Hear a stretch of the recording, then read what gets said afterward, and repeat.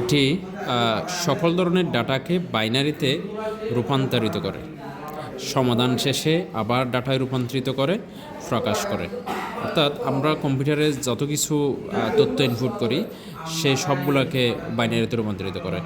এটি কোনো text, sound বা ছবিকে বাইনারিতে রূপান্তরিত করা ছাড়া চিনতে পারে না। অর্থাৎ আমরা কম্পিউটারে যা কিছু ইনপুট করি না কেন সেটা সে যদি বাইনারিতে রূপান্তরিত না করে তাহলে সে কিন্তু চিনতে পারে না।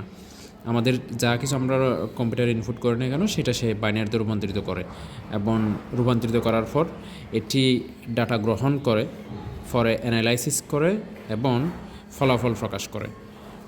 কম্পিউটারের আরও একটি সুবিধা হলো এটি অতি দ্রুত এবং নির্ভুল ফলাফল প্রকাশ করে। তাহলে আমরা যে কম্পিউটার একটি চিত্র দেখতে পাই সেই কম্পিউটারের গুরুত্বপূর্ণ বৈশিষ্ট্য হলো এটাই।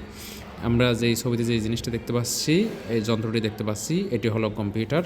এই জিনিসটা হচ্ছে, এটাকে আমরা বলি মনিটর, এটাকে বলা হয় সিপিইউ, সেন্ট্রাল প্রসেসিং ইউনিট।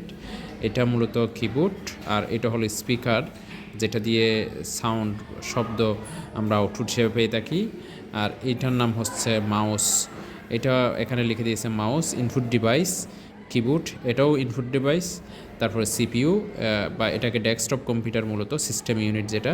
আর এটা হলো একটা মনিটর, এটাও আউটপুট ডিভাইস। মনিটরটা হলো আউটপুট ডিভাইস। এই স্পিকার এটাও আউটপুট ডিভাইস। এটা হলো একটা